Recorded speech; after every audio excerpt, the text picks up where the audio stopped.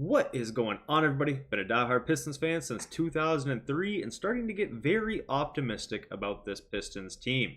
The Detroit Pistons just came away with a huge win out in Miami by a final score of 116 to 113 off of the back of a Cade Cunningham game-winning three-pointer. In this video, we are going to go through and highlight three key performances from tonight and just talk about the overall game itself because this win had a lot of implication.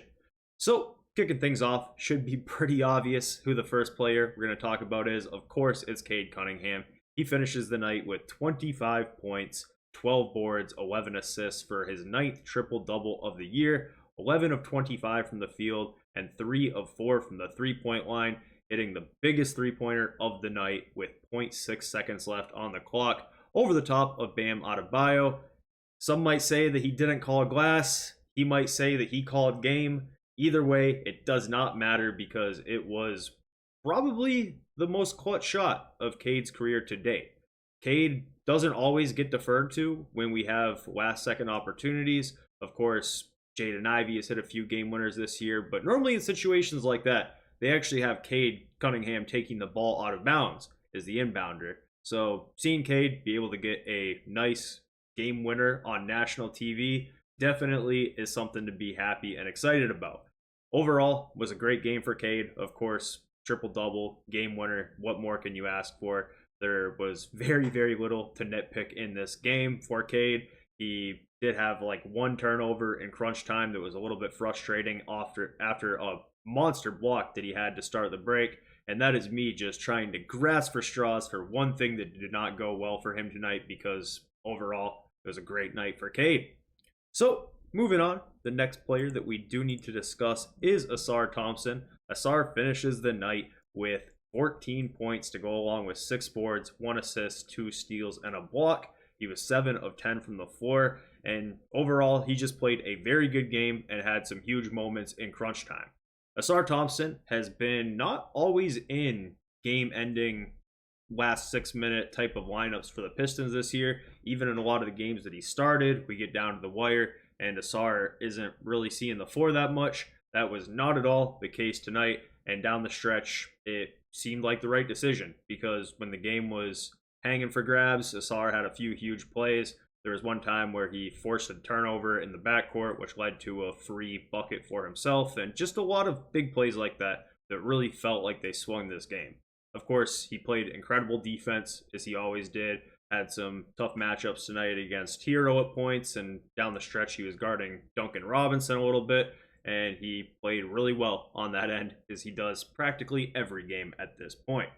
So, moving on, the next player that we are going to highlight is Tobias Harris. He finishes the night with 13 points to go along with 5 boards, 2 assists, a steal, and 5 blocks. He was 6 of 9 from the floor. And overall, felt like it was a pretty good game for Tobias Harris and did just enough for what we need him to do.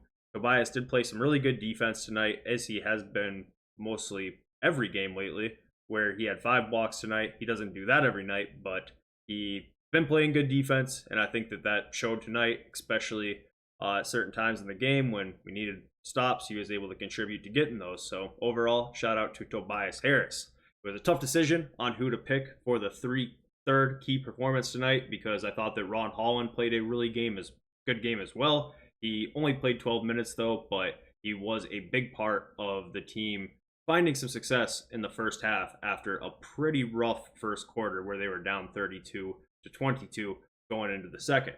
So overall, a great game for this team. This game started off a little bit slow, as I mentioned there, where we were down in the first quarter and we never really found a great time to run up the score on them or really break out to much of a lead.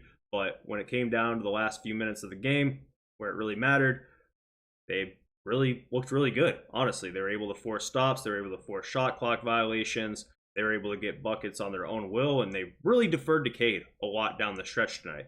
There was one play coming out of a timeout with a few minutes left, and they looked to get Cade posted up, which Cade ultimately missed the little hook shot, but Jalen Duren was able to get the putback.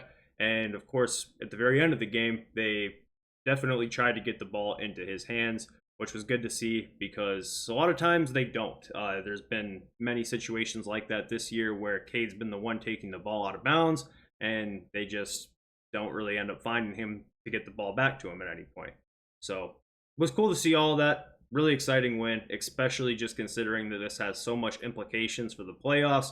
At this point of the season, every single win matters, every single win counts, and this is kind of a game where we probably should be winning because the Miami Heat, of course, are on an 8-game losing streak. They haven't really been able to find their groove at all post-trade deadline. I thought that maybe after they finally were able to offload on Jimmy Butler, they could potentially find a little bit of a new vibe to the team and be able to do something with it, but it's been quite the opposite of that. So really got to get these games when we're able to, because right now with the way the playoffs are shaking out, we could easily be in the 4th seed in the matter of a game or two, but have to make sure that we win this.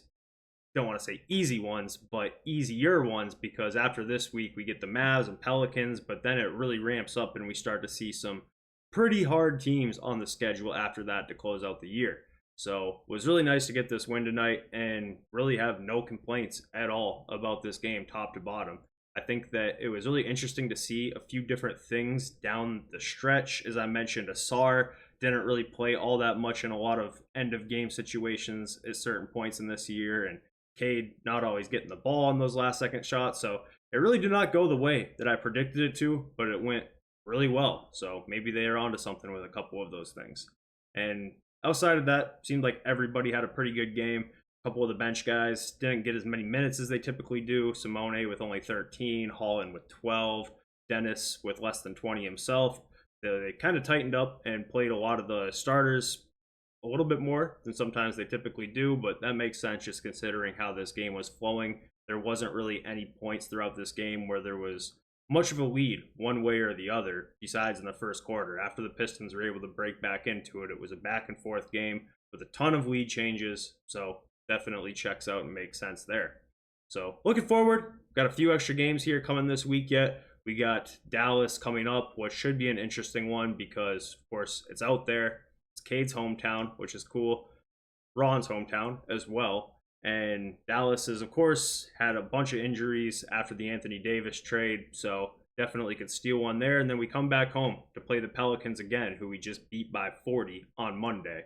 So really shaping up to potentially have a good run at the 4th seed here going into the weekend. If they're able to win both of those games this weekend, there's a real chance that they'd be able to. Of course, the Bucks and Pacers need to cooperate. The Bucks got the Lakers here coming up tomorrow, so that could potentially be a loss for them, and things are going to get really interesting here. We're at the point where every game counts. Not that any of the ones before this did, but we can kind of start talking playoffs and thinking playoffs and looking at the playoff picture a little bit more heavily now. So let me know what you guys think, and we'll catch up soon.